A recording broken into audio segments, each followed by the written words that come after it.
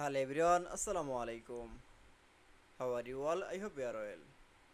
Welcome back to my channel in this new video.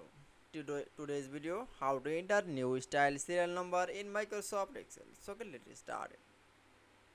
At first, open your Excel document.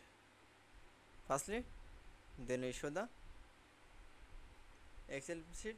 This new style serial number is the firstly serial number is now for click and keyboard press from the equal and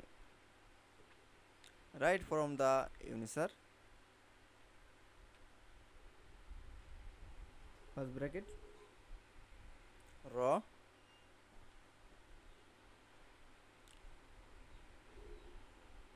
again first bracket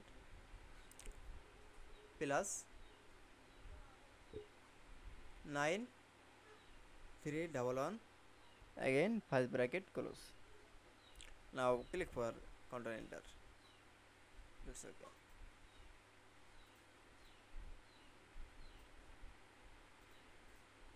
Then we show the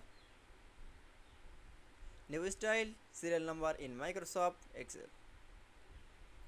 That's is very easy. I hope to enjoy the video.